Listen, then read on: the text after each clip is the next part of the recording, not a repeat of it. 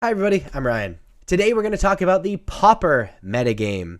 So this is a winner's metagame, to be fair. This is taken from top 32s in challenges and from last chance qualifiers from this past week. And let's jump into it with the most popular deck by a pretty reasonable margin in Dimir Control. Second place is Burn, and then tied in third is Gruul Ponza and Affinity. Let's talk about these decks.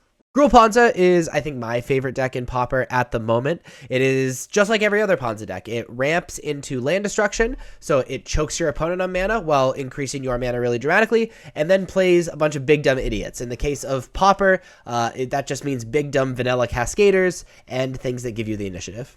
Super strong, and can just get a lot of free wins, just like other Ponza decks and other formats. Grixis Affinity was kind of the top dog for a really, really long time. Essentially, it utilizes artifact synergies in order to draw a ridiculous amount of cards and eventually just like outcard and outvalue their opponents. These cards like Deadly Dispute and Blood Fountain and like being able to recur like Mirror Enforcer and these like crazy cards like that. Burn is exactly what it sounds like. You are playing red cards and you're trying to kill your opponent as fast as possible. Normally, these are with synergies with Koldath Rebirth and like Experimental Synthesizer to try to also go wide in addition to killing your opponent.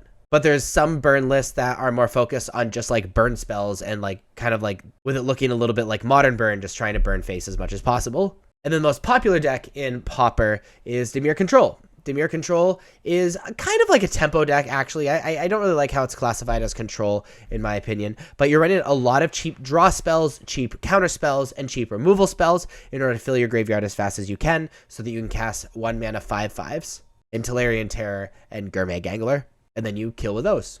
So let's move over to the top 8 metagame.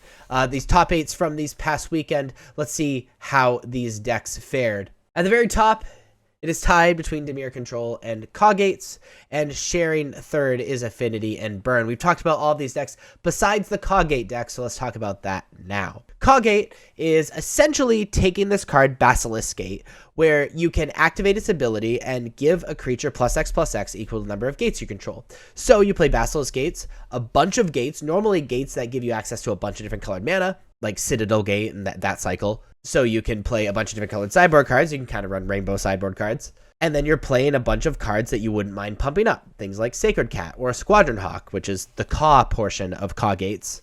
In the context of normally a control deck, some versions of Coggates have been playing Naya and like have been pretending to be a mid-range deck, kind of. I personally like the blue-white Coggate deck the most, though.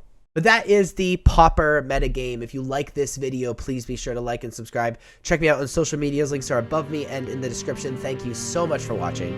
I'll see you next time. Bye-bye.